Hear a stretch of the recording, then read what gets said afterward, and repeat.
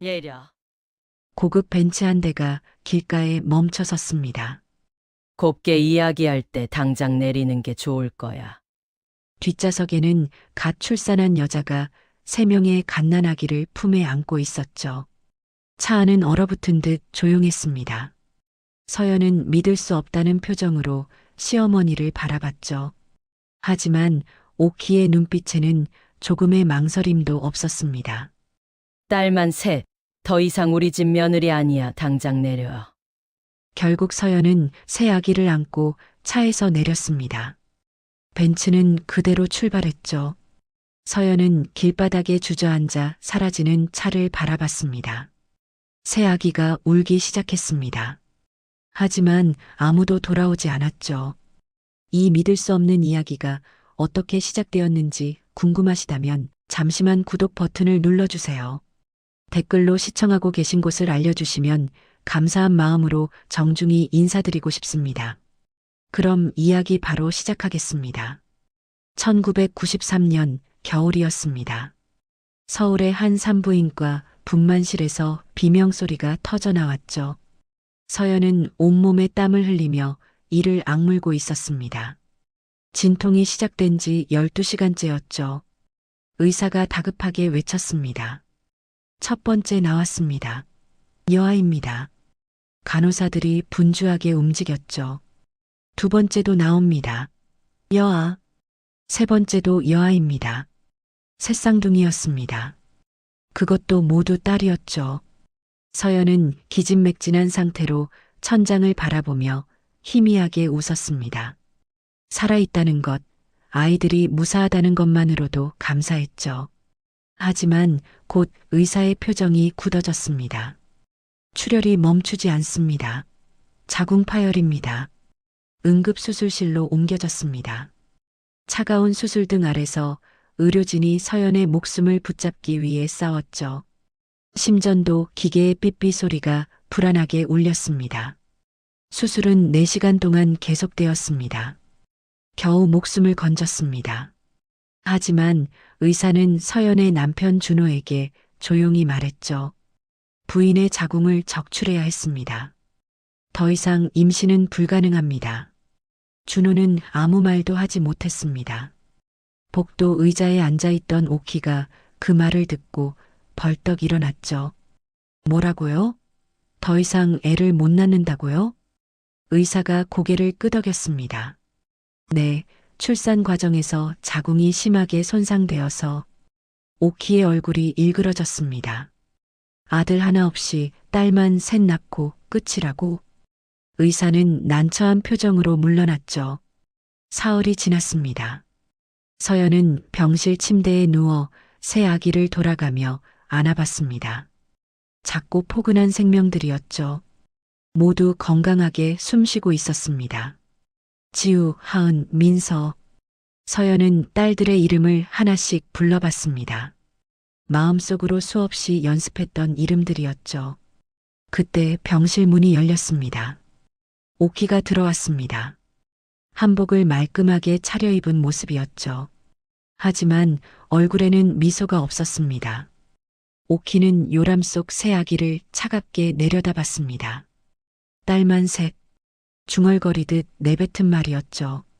서연이 조심스럽게 입을 열었습니다. 어머니, 아이들 건강합니다. 자연 임신으로 새쌍둥이를 낳은 건 정말 기적이래요. 의사 선생님도. 기적? 오키가 서연을 똑바로 쳐다봤습니다. 아들 하나 없이 딸만 셋 낳아놓고 기적이라고? 우리 집안대가 끊겼는데? 서연은 아무 말도 하지 못했습니다. 오키가 팔짱을 끼며 차갑게 말했죠. 더 나을 수도 없다며? 자궁을 드러냈다고? 그건 아이들을 살리기 위해서. 변명 마. 우리 집안에 시집와서 할 일을 못한 거야.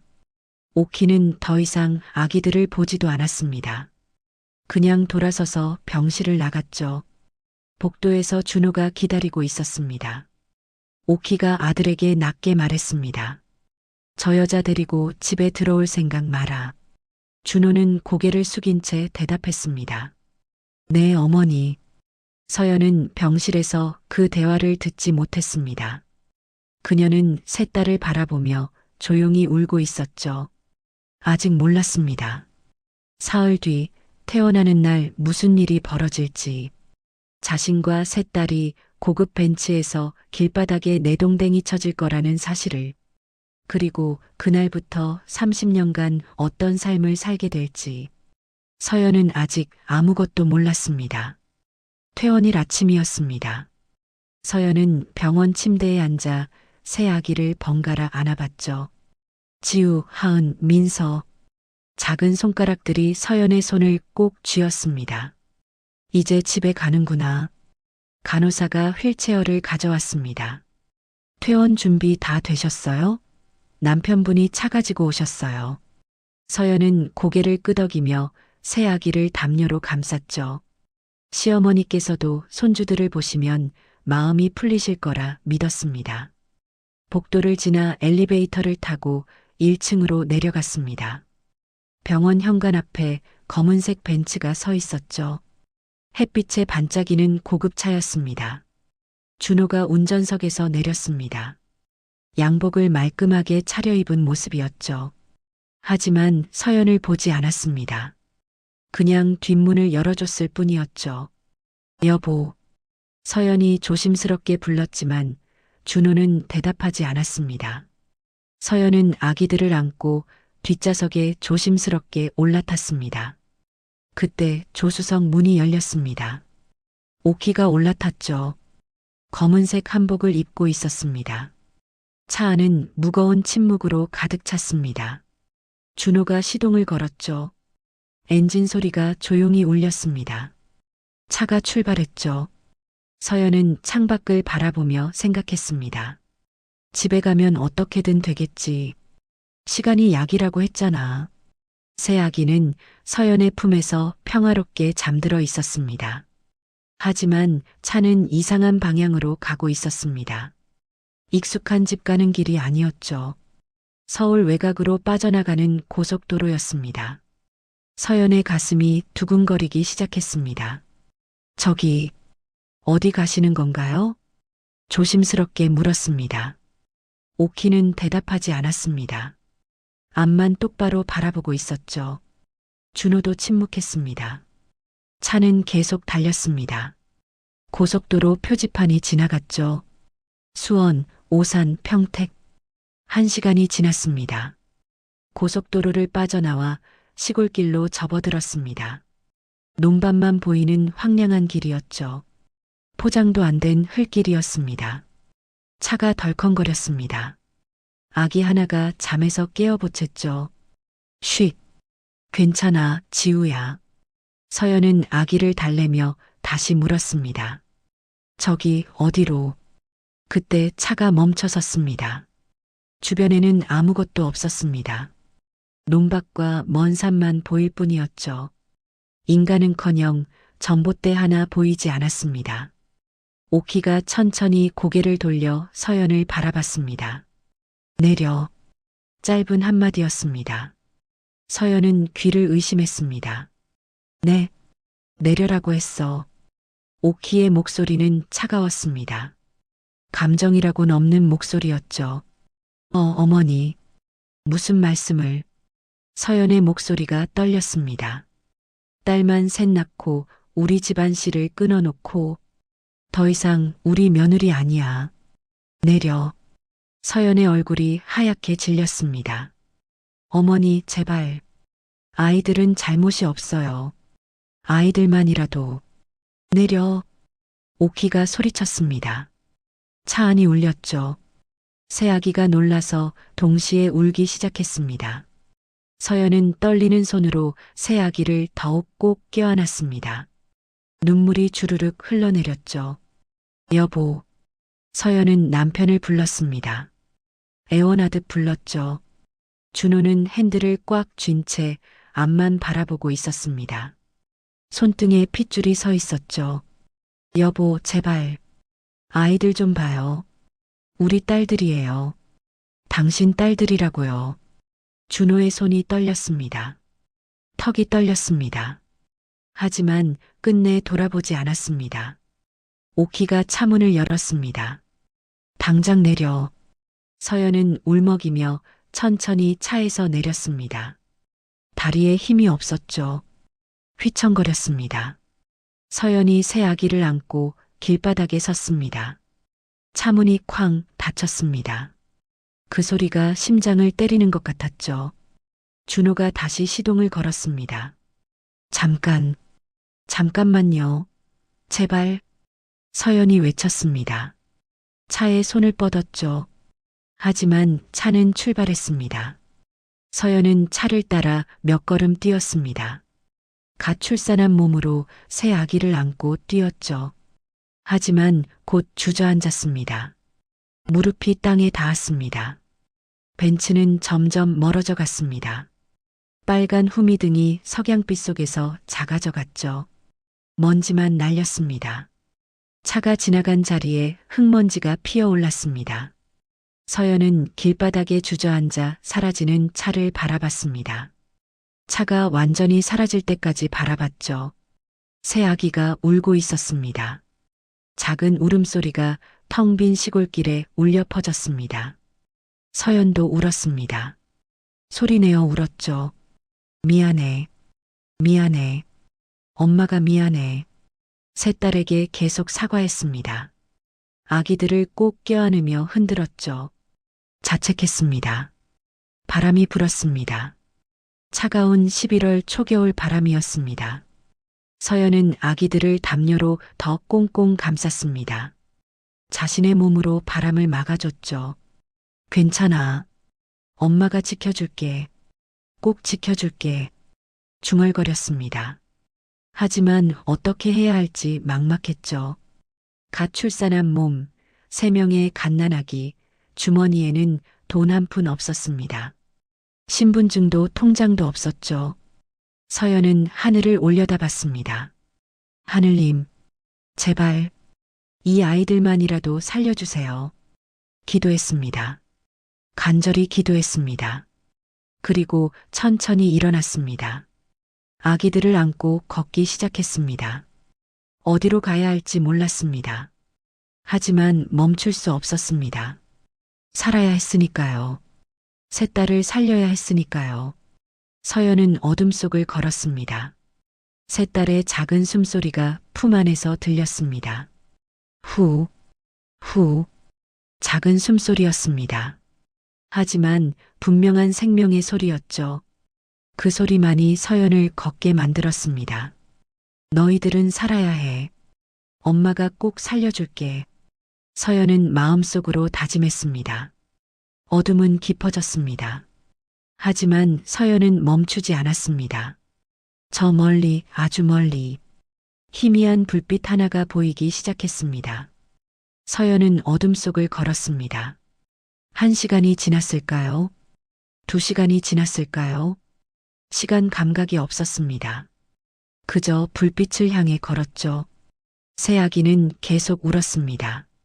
배고프고 추웠을 겁니다. 조금만 참아. 서연은 아기들을 달래며 걸었습니다. 마침내 불빛이 보였습니다. 작은 식당이었죠. 행복식당이라는 간판이 달려 있었습니다. 서연은 식당 문 앞에 섰습니다. 유리문 너머로 몇몇 손님들이 보였죠. 따뜻한 국밥 먹는 소리, 웃는 소리가 들렸습니다. 서연은 문을 열 수 없었습니다. 돈이 없었으니까요. 신분증도 없었죠. 무엇을 할 수 있겠습니까? 그냥 식당 뒤편으로 돌아갔습니다. 담벼락에 기대어 주저앉았죠. 새 아기를 꼭 안았습니다. 미안해. 엄마가 미안해. 그때였습니다. 식당 뒷문이 열렸습니다. 할머니 한 분이 쓰레기 봉투를 들고 나왔죠. 60대 후반쯤 돼 보이는 할머니였습니다. 할머니는 담벼락에 앉아 있는 서연을 발견했습니다. 어머 아가씨, 거기서 뭐 하는 거예요? 서연은 고개를 들었습니다. 눈물 범벅이 된 얼굴이었죠. 할머니가 가까이 다가왔습니다. 그리고 서연이 안고 있는 새 아기를 봤습니다. 새쌍둥이? 어머나, 이 추운 데서 할머니는 재빨리 뒷문을 활짝 열었습니다. 어서 들어와요. 얼어 죽겠어요. 서연은 할머니를 올려다봤습니다. 저는 돈이 됐어요. 그런 소리 말고 어서. 할머니가 서연의 팔을 잡아 일으켰습니다. 서연은 비틀거리며 식당 안으로 들어갔죠. 식당 주방이었습니다. 할머니는 서연을 구석 의자에 앉혔습니다. 그리고 따뜻한 물을 끓여 컵에 담아줬죠. 일단 이거 마시고.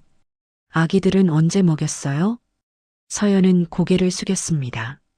병원 나올 때 그게 마지막이에요. 할머니의 얼굴이 굳었습니다. 몇 시간이나 굶었단 소리예요? 할머니는 재빨리 움직였습니다. 냉장고에서 우유를 꺼내 데웠죠. 그리고 젖병에 담았습니다. 일단 아기들부터 먹여요. 서연은 떨리는 손으로 젖병을 받았습니다. 감사합니다. 정말 감사합니다. 새 아기는 젖병을 빨며 울음을 멈췄습니다.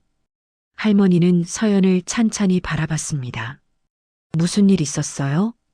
서연은 대답할 수 없었습니다. 그냥 눈물만 흘렀죠. 할머니는 더 이상 묻지 않았습니다. 대신 따뜻한 국밥을 한 그릇 끓여 서연 앞에 놓았습니다. 먹어요. 엄마가 먹어야 아기들도 살아요.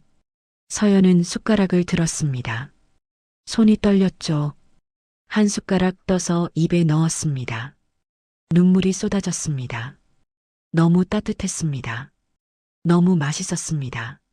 서연은 울면서 밥을 먹었습니다. 할머니는 옆에 앉아 조용히 지켜봤죠. 밤이 깊었습니다. 식당 손님들이 모두 떠났습니다. 할머니가 문을 닫았죠. 오늘 밤은 어쩔 거예요? 할머니가 물었습니다. 서연은 대답할 수 없었습니다. 갈 곳이 없었으니까요. 할머니는 한숨을 쉬었습니다. 따라와요. 할머니는 서연을 식당 뒷방으로 데려갔습니다. 작은 창고 같은 곳이었죠. 식자재 박스들이 쌓여 있었습니다. 여기밖에 없어요. 그래도 따뜻하니까.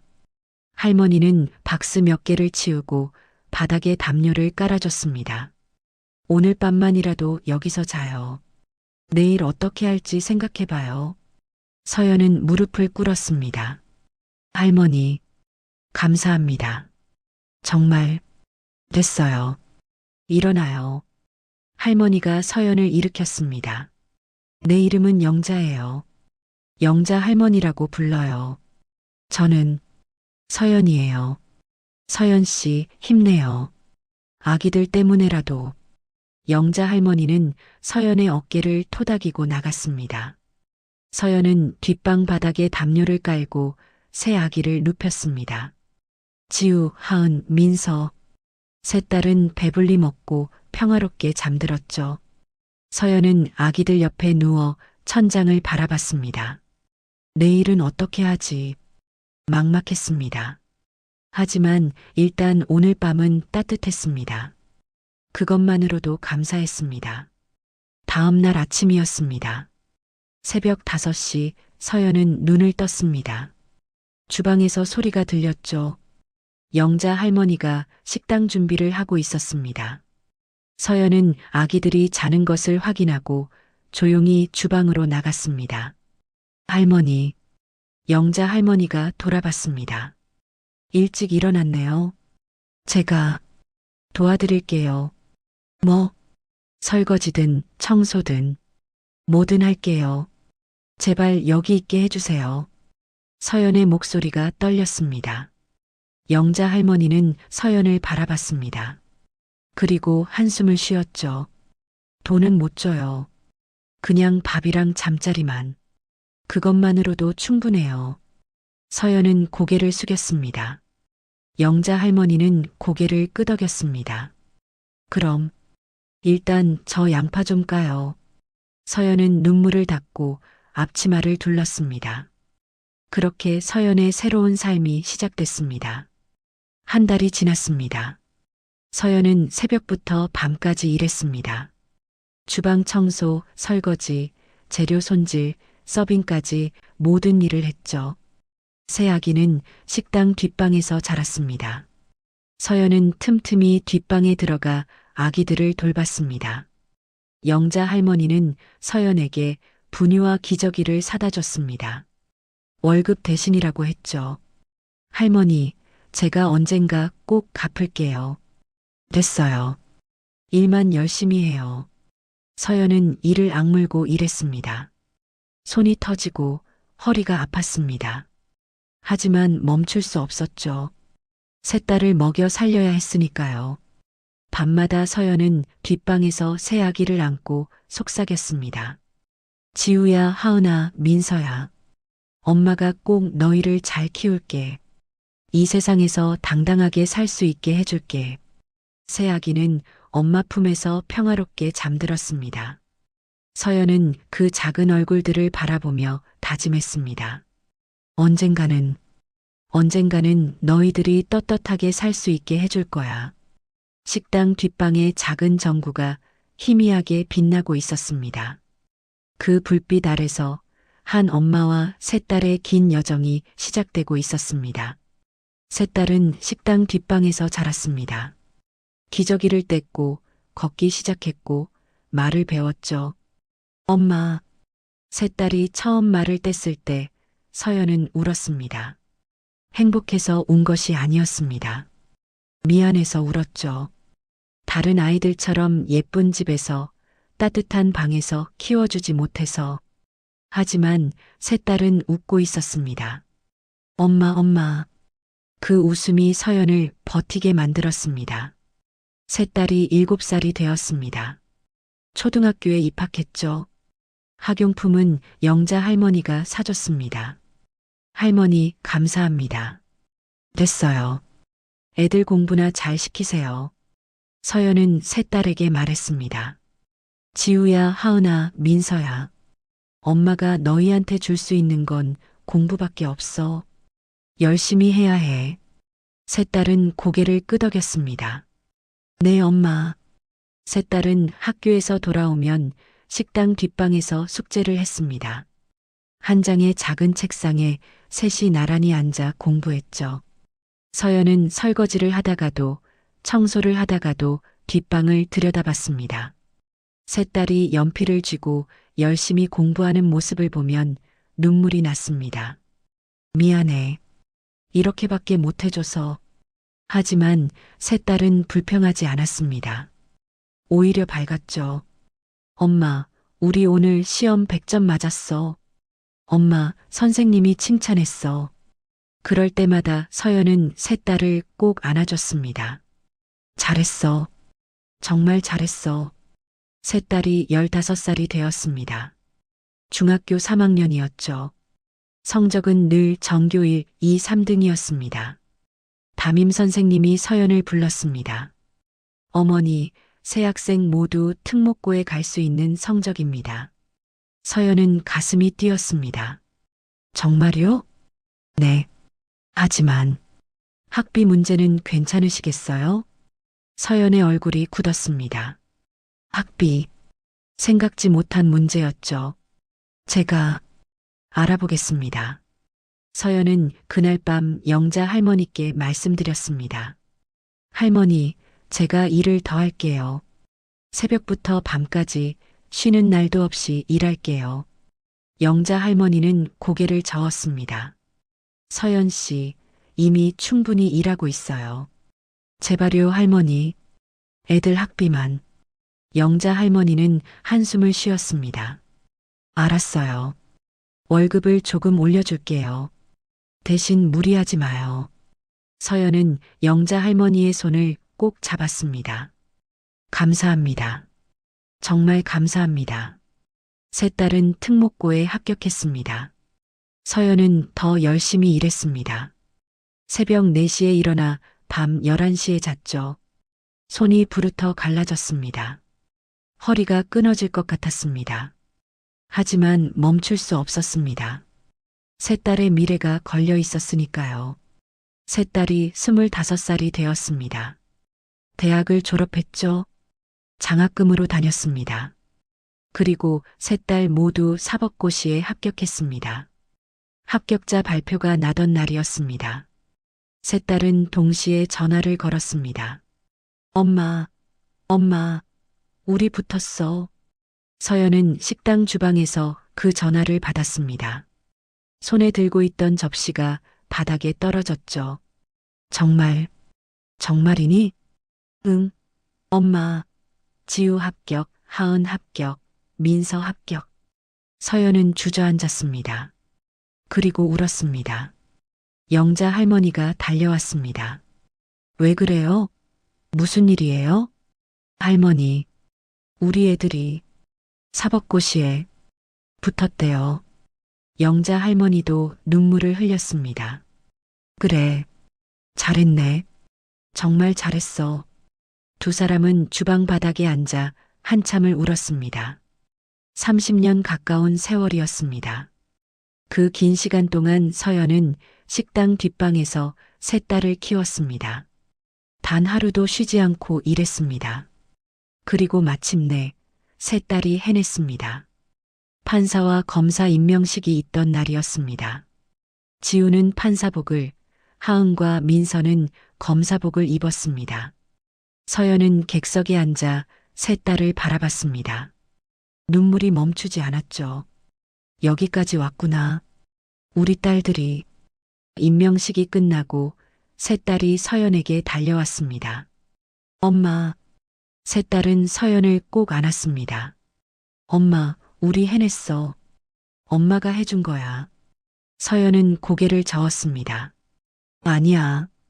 너희들이 한 거야. 지우가 엄마를 똑바로 바라봤습니다. 엄마, 이제 우리가 할 차례야. 뭐? 하은이 말했습니다. 우리를 버린 사람들. 민서가 덧붙였습니다.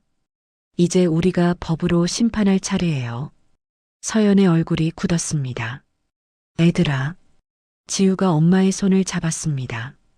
엄마, 우리 알아요. 엄마가 평생 우리한테 말 안 했지만 우리 알고 있었어요. 30년 전 그날 우리를 버린 사람들이 누군지. 하은이 말했습니다. 엄마가 밤마다 우는 소리 들었어요. 우리를 길바닥에 버린 사람들이 아직 잘 살고 있다는 것도 알아요. 민서가 말했습니다. 이제 그 사람들에게 죗값을 치르게 할 거예요. 서연은 세 딸을 바라봤습니다.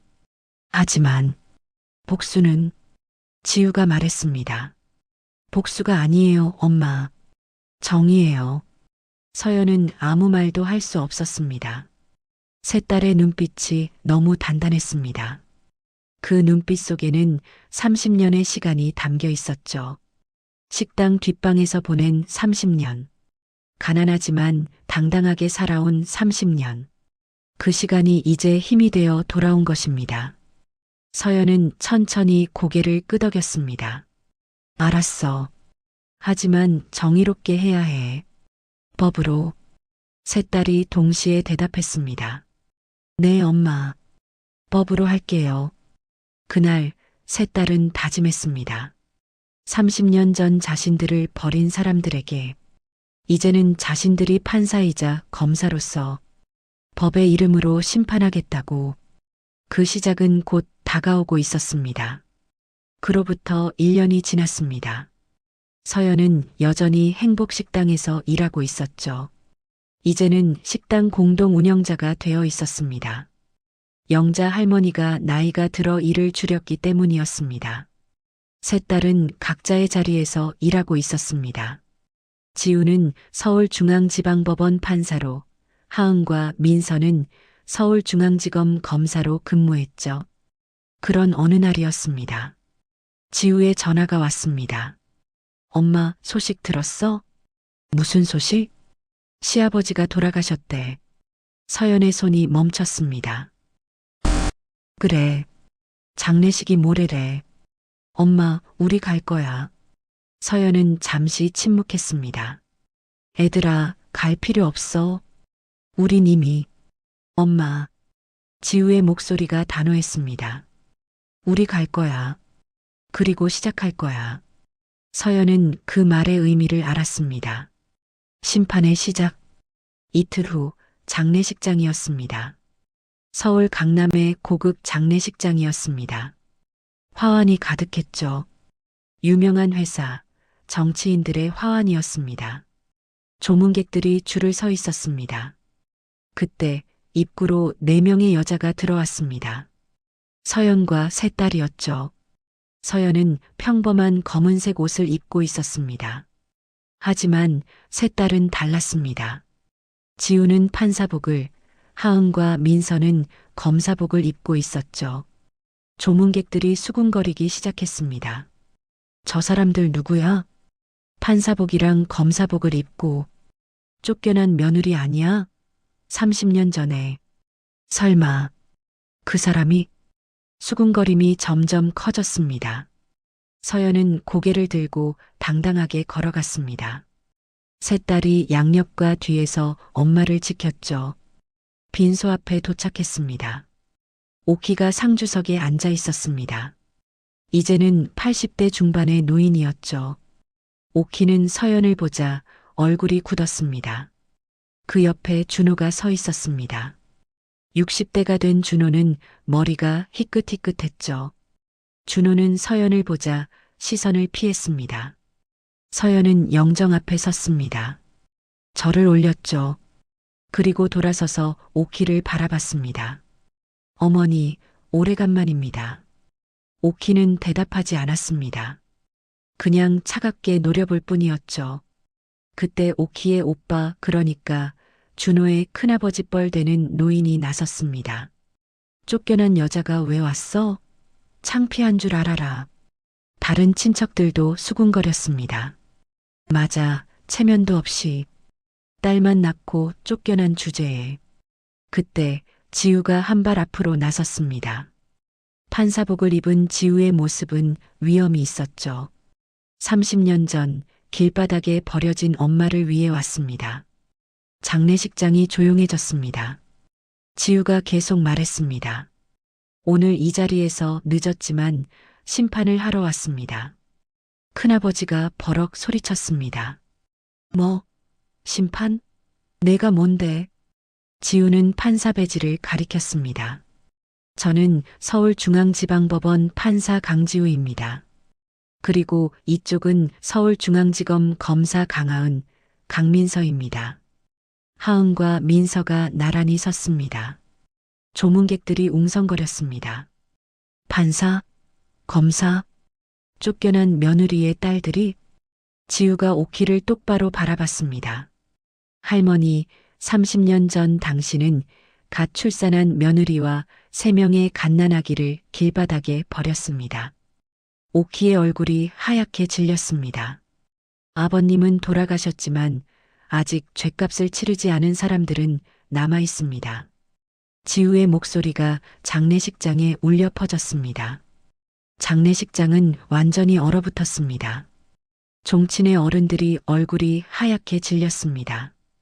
준호는 자리에서 일어나지도 못하고 벌벌 떨고 있었죠. 하은이 한 걸음 나섰습니다.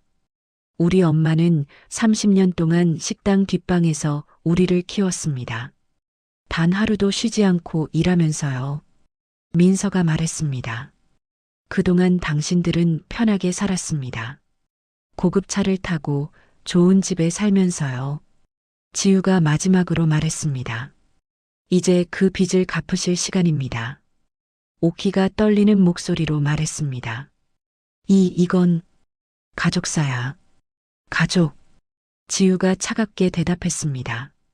그래요, 가족사입니다. 하지만 그 가족이 사람을 버린 죄부터 따져봅시다. 하은이 서류 봉투를 꺼냈습니다. 우리는 지난 1년간 당신들을 조사했습니다. 민서가 덧붙였습니다. 회사의 불법 회계, 탈세, 횡령. 모두 증거가 있습니다.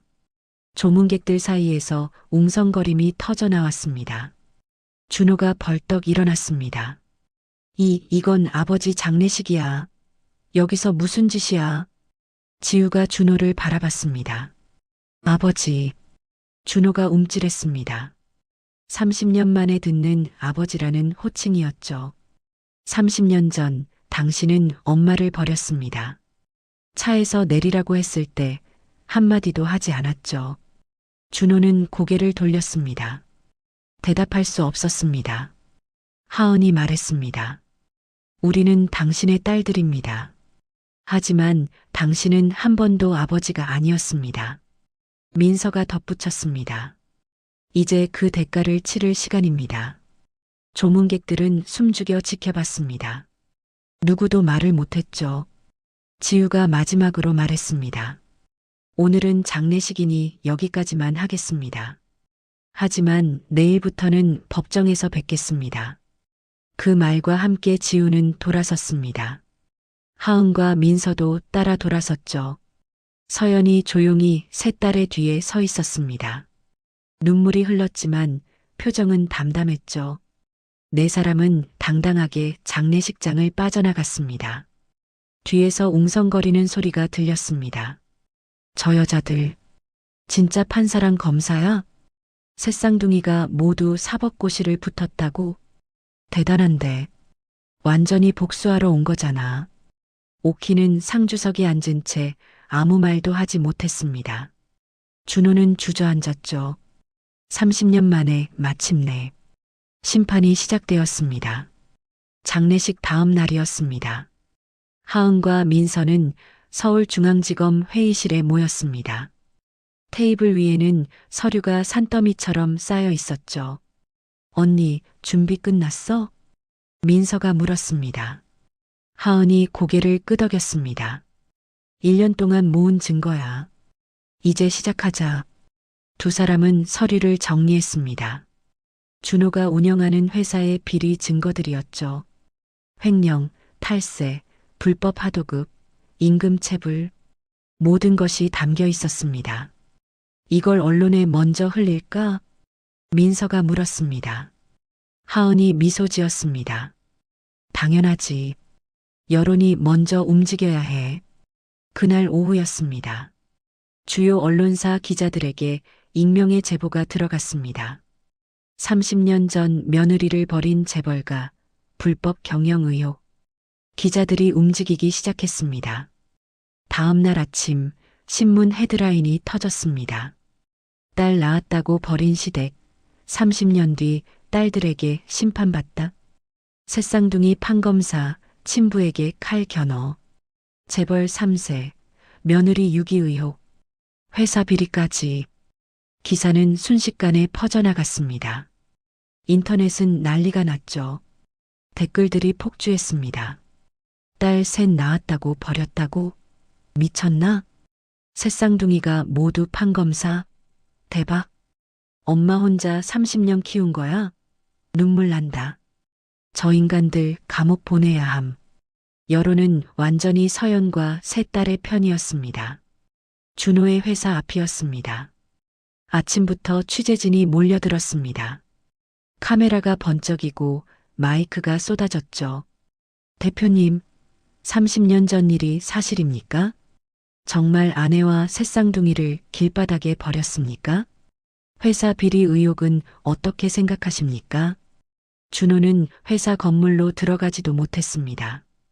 기자들에게 둘러싸여 꼼짝도 못했죠. 저는 말이 나오지 않았습니다. 그때 하은과 민서가 나타났습니다. 검사복을 입은 두 사람은 당당하게 걸어왔죠.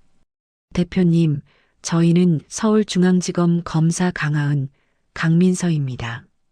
기자들이 더 흥분했습니다. 검사님, 친부를 고발하시는 겁니까? 하은이 차분하게 대답했습니다. 개인적인 감정은 없습니다. 다만 법을 어긴 사람이 있다면 그 사람이 누구든 처벌받아야 합니다. 민서가 서류 봉투를 들어보였습니다. 이 안에는 회사의 모든 비리 증거가 담겨 있습니다. 국세청, 금융감독원, 노동청에 동시 신고했습니다. 준호의 얼굴이 하얗게 질렸습니다. 너희들. 하은이 준호를 똑바로 바라봤습니다. 30년 전 당신은 우리를 버렸습니다. 이제 우리가 당신을 법 앞에 세우겠습니다. 카메라 플래시가 터졌습니다. 그 모습이 실시간으로 뉴스에 나갔죠. 같은 시간 법원이었습니다. 지우는 판사실에서 서류를 검토하고 있었습니다. 민사소송건이었죠. 원고는 서연, 피고는 준호와 오키였습니다. 30년 전 유기 및 정신적 피해에 대한 손해배상 청구. 지우는 이 사건을 직접 맡을 수 없었습니다. 이해관계가 있었으니까요. 하지만 다른 판사가 맡았고 지우는 조언을 해줄 수 있었죠. 엄마, 우리가 도와줄게. 끝까지. 일주일 후였습니다. 준호는 긴급 기자회견을 열었습니다. 해명하려는 자리였죠. 하지만 기자회견장은 아수라장이 되었습니다. 대표님, 탈세 의혹은 사실입니까? 횡령액이 얼마나 됩니까? 부인과 딸들에게 사과할 의향은? 준호는 떨리는 목소리로 말했습니다. 저는 말을 잇지 못했습니다. 그리고 마침내 눈물을 흘렸죠. 죄송합니다. 제가 잘못했습니다. 하지만 그 눈물은 동정을 얻지 못했습니다. 기자들은 더욱 거세게 질문을 쏟아냈죠. 카메라는 무너지는 준호의 모습을 가차없이 담았습니다. 그날 저녁 뉴스 메인이었습니다. 재벌 3세 준호 씨 기자회견에서 눈물. 하지만 사과는 없었다. 여론은 더욱 악화되었습니다. 회사 주가가 폭락하기 시작했습니다. 거래처들이 계약을 취소했죠. 직원들이 회사를 떠나기 시작했습니다. 준호의 회사는 무너지고 있었습니다. 오키는 집에서 뉴스를 보고 있었습니다. 화면 속에서 며느리와 손녀들이 당당하게 말하고 있었죠. 딸을 낳았다고 사람을 버릴 수 있습니까? 법 앞에서는 누구나 평등합니다. 정의는 늦더라도 반드시 옵니다. 오키는 리모컨을 던졌습니다. 저것들이 감히. 하지만 아무도 오키 편을 들어주지 않았습니다. 친척들도 친구들도 모두 등을 돌렸죠. 딸 낳았다고 며느리를 버리다니. 시대가 어느 때인데. 창피해서 못 다니겠어. 오키의 이름은 전통의 수호자에서 가부장 폭력의 상징으로 바뀌었습니다. 언론은 오키를 악질 시어머니라고 불렀죠. 30년 동안 쌓아온 명예가 일주일 만에 무너졌습니다. 오키는 혼자 거실에 앉아 있었습니다. 텅 빈 집. 찾아오는 사람도 없었습니다. 전화도 오지 않았죠. 오키는 중얼거렸습니다. 내가 뭘 잘못했다고. 하지만 대답하는 사람은 아무도 없었습니다. 세상은 이미 심판을 내린 상태였습니다. 그리고 법적인 심판은 이제 시작일 뿐이었습니다. 한 달이 지났습니다. 서연은 변호사와 함께 앉아 있었습니다. 서연 씨, 솔직히 말씀드리면 형사고소는 어렵습니다. 변호사가 조심스럽게 말했습니다. 왜요? 30년 전 일이라. 공소시효가 지났습니다. 유기죄는 시효가 오래전에 끝났어요. 서연의 얼굴이 어두워졌습니다. 그럼 아무것도 할 수 없다는 말인가요? 변호사가 고개를 저었습니다. 형사 처벌은 어렵지만 민사는 가능합니다. 손해배상 청구는 할 수 있어요. 그것만으로는. 그리고 변호사가 서류를 꺼냈습니다. 따님들이 다른 방법을 준비하신 것 같습니다. 지우, 하은, 민서는 검찰청 회의실에 모여 있었습니다. 테이블 위에는 여러 서류가 펼쳐져 있었죠. 언니, 형사 공소는 안 되지만. 민서가 말했습니다. 세금이랑 기업 범죄는 시효가 남아있어. 하은이 서류를 가리켰습니다. 국세청 조사 시작됐어. 탈세 금액이 어마어마해. 지우가 고개를 끄덕였습니다. 금융감독원도 움직였어. 횡령 증거가 명확하거든. 세 사람은 서로를 바라봤습니다. 형사로는 못 잡아도 다른 방법으로 심판할 수 있어. 하은이 말했습니다. 여론, 세금, 금융제재, 모든 걸 동원하자. 민서가 덧붙였습니다. 회사를 무너뜨리는 거야. 지우가 마지막으로 말했습니다. 엄마가 30년 동안 당한 고통만큼 그들도 대가를 치르게 할 거야. 일주일 후였습니다. 국세청이 준호의 회사에 세무조사를 시작했습니다. 조사관들이 회사로 들이닥쳤죠. 회장님, 지난 10년간 재무제표 전부 제출하십시오. 비자금 조성 의혹이 있습니다. 해외 페이퍼 컴퍼니 관련 자료도 필요합니다. 준호는 식은땀을 흘렸습니다. 회사 임원들이 패닉에 빠졌죠. 회장님, 이거 심각합니다. 추징세액이 어마어마할 것 같습니다. 은닉 재산도 다 드러날 겁니다. 다음 날 금융감독원도 조사에 들어갔습니다. 횡령 의혹 관련하여 전면 감사를 시행합니다. 준호의 회사는 완전히 마비되었습니다. 업무를 할 수 없었죠. 거래처들이 줄줄이 계약을 파기했습니다. 은행은 대출 회수를 통보했습니다. 주가는 계속 폭락했죠. 주식시장 모니터에는 준호의 회사 주가가 빨간색으로 표시되어 있었습니다. 거래 정지. 회사는 사실상 파산 직전이었습니다. 준호는 사무실에 혼자 앉아 있었습니다. 책상 위에는 신문이 놓여 있었죠.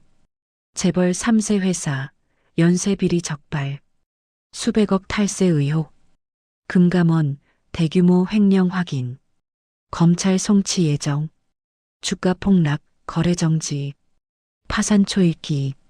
준호는 신문을 구겨버렸습니다. 전화기를 집어들었죠. 어머니 오키에게 전화를 걸었습니다. 어머니, 뭐야? 오키의 목소리는 날카로웠습니다. 회사가 망할 것 같습니다. 뭐? 어머니, 그때 그러지 말 걸 그랬습니다. 30년 전에 너 지금 나한테 책임 떠넘기는 거야? 아니, 그게 아니라 내가 뭘 잘못했어. 딸만 셋 낳은 게 죄야? 오키는 소리를 지르고 전화를 끊었습니다. 준호는 전화기를 내려놓고 고개를 떨궜습니다. 창밖을 바라봤죠. 서울 시내가 보였습니다. 30년 전 이 자리에서 모든 것을 가졌다고 생각했습니다. 회사도 재산도 명예도. 하지만 그 대가가 이렇게 올 줄은 몰랐죠. 그때 어머니 말을 듣지 말걸. 후회가 밀려왔습니다. 하지만 이미 늦었습니다. 책상 위 사진이 눈에 들어왔습니다. 30년 전 결혼식 사진이었죠. 서연이 환하게 웃고 있었습니다. 준호는 그 사진을 집어들었습니다. 미안해. 중얼거렸습니다. 하지만 아무도 듣지 못했습니다. 같은 시간 행복식당이었습니다. 서연은 설거지를 하고 있었습니다. 새 딸이 찾아왔죠. 엄마. 서연이 돌아봤습니다.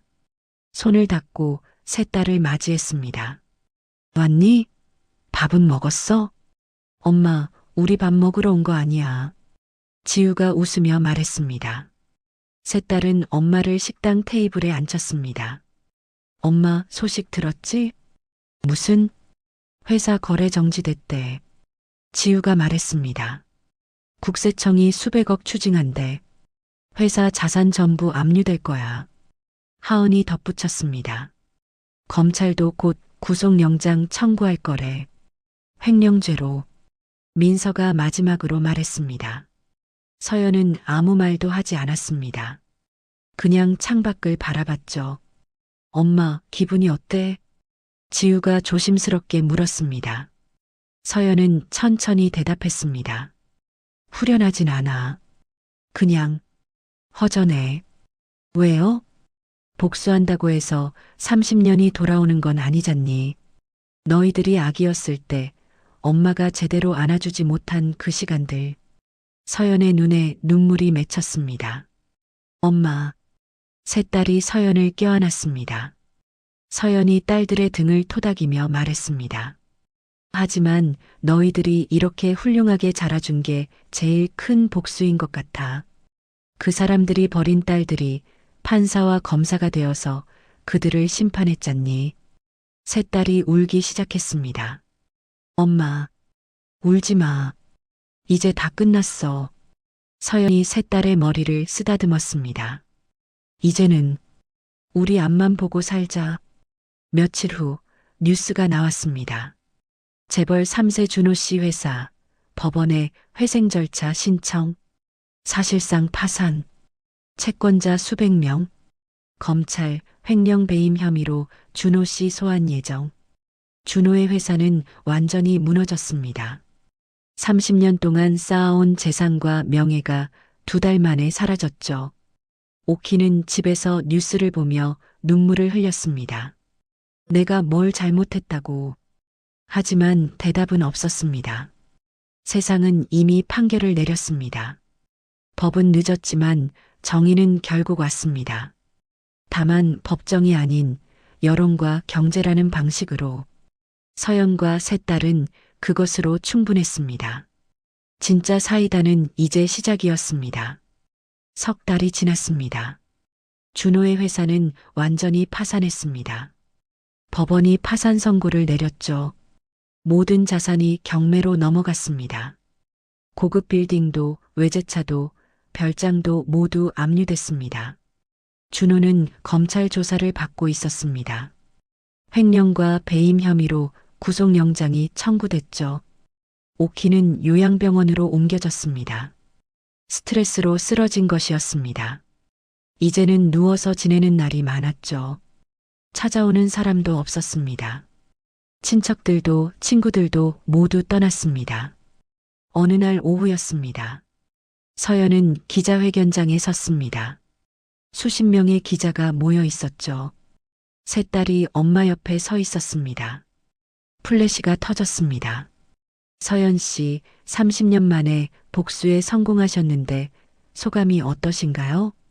기자가 물었습니다. 서연은 마이크 앞에 섰습니다. 조용히 말했습니다. 복수라는 단어는 맞지 않는 것 같습니다. 그럼 뭐라고 부르시겠습니까? 정의의 회복이라고 하고 싶습니다. 서연의 목소리는 단단했습니다. 30년 전 저는 갓 출산한 몸으로 새 아기와 함께 길바닥에 버려졌습니다. 그날부터 저는 하루도 쉬지 않고 일했습니다. 힘들지 않으셨나요? 힘들었습니다. 하지만 포기할 수 없었습니다. 세 딸이 있었으니까요. 서연이 세 딸을 바라봤습니다. 이 아이들이 당당하게 살 수 있도록 만드는 것, 그게 제 복수였습니다. 시댁 가족들에게 하고 싶은 말씀이 있으신가요? 서연은 잠시 침묵했습니다. 용서는 아직 못하겠습니다. 하지만 이제는 미워하지도 않습니다. 그냥 각자의 길을 가면 될 것 같습니다. 기자들이 펜을 움직였습니다. 지우가 마이크 앞으로 나섰습니다. 저희 세 자매는 판사와 검사로서 법을 집행했을 뿐입니다. 개인적 감정이 아니라 법의 이름으로 했습니다. 하은이 덧붙였습니다. 법 앞에서는 누구나 평등합니다. 가족이라도 예외는 없습니다. 민서가 마지막으로 말했습니다. 이 사건이 가부장적 폭력으로 고통받는 모든 분들에게 용기가 되었으면 합니다. 기자회견은 그렇게 끝났습니다. 며칠 후였습니다. 서연은 행복식당 앞에 섰습니다. 새로운 간판이 달려 있었죠. 새송이 법률밥상, 따뜻한 정의를 드립니다. 영자 할머니가 나왔습니다. 이제는 90이 가까운 나이였죠. 할머니, 간판 어때요? 서연이 물었습니다. 좋지. 잘 어울려. 영자 할머니가 웃었습니다. 서연 씨, 정말 잘했어. 30년. 쉽지 않았을 텐데. 할머니 덕분에 여기까지 왔어요. 아냐, 내 힘이야. 두 사람은 식당으로 들어갔습니다. 세 딸이 앞치마를 두르고 음식을 나르고 있었죠. 엄마, 할머니. 세 딸이 활짝 웃었습니다. 오늘은 식당 재개업일이었습니다.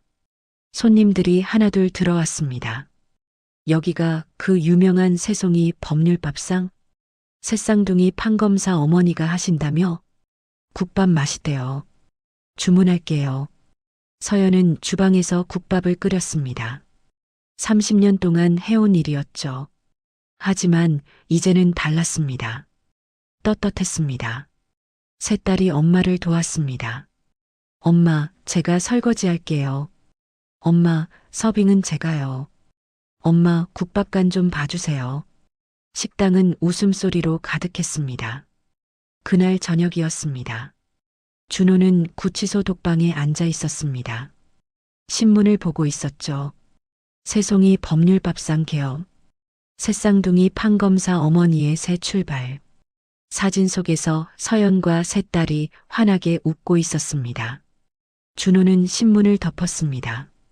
눈물이 흘렀죠. 미안해. 정말 미안해. 하지만 그 사과는 닿지 않았습니다. 요양병원이었습니다. 오키의 병실에는 아무도 없었습니다. 침대 옆 탁자에 영정 사진이 놓여 있었죠. 남편의 사진이었습니다. 향이 타고 있었습니다. 연기가 피어올랐습니다. 오키는 창밖을 바라보고 있었습니다. 중얼거렸습니다. 내가 뭘 잘못했을까? 하지만 대답은 없었습니다. 향불의 연기만 천천히 사라져갔습니다. 다시 새송이 법률밥상이었습니다. 저녁 영업이 끝나고 가족들이 테이블에 둘러앉았습니다. 서연, 세 딸, 그리고 영자 할머니. 오늘 수고 많았어요. 서연이 말했습니다. 엄마가 제일 수고했지. 지우가 웃었습니다. 엄마, 이제 좀 쉬어요. 우리가 다 할게. 하은이 말했습니다. 맞아요. 엄마는 30년 동안 너무 많이 일했어요. 민서가 덧붙였습니다. 서연은 세 딸을 바라봤습니다. 너희들이 이렇게 자라줘서 정말 고마워. 엄마. 세 딸이 울먹였습니다. 영자 할머니가 말했습니다. 자, 울지 말고 밥이나 먹자. 서연이가 끓인 국밥 먹어야지. 모두가 웃었습니다. 그리고 함께 밥을 먹었습니다. 따뜻한 국밥이었습니다. 30년의 시간이 담긴 국밥이었죠. 서연은 생각했습니다. 복수는 끝났다. 이제는 우리의 시간이다. 창밖으로 저녁 해가 지고 있었습니다. 붉은 노을이 아름다웠습니다. 새로운 시작이었습니다. 진짜 사이다는 복수가 아니라 행복이었습니다. 세 딸과 함께 웃으며 살아가는 것. 그것이 서연이 원하던 진짜 복수였습니다. 지금까지 사연 빛나는 밤이었습니다. 감사합니다.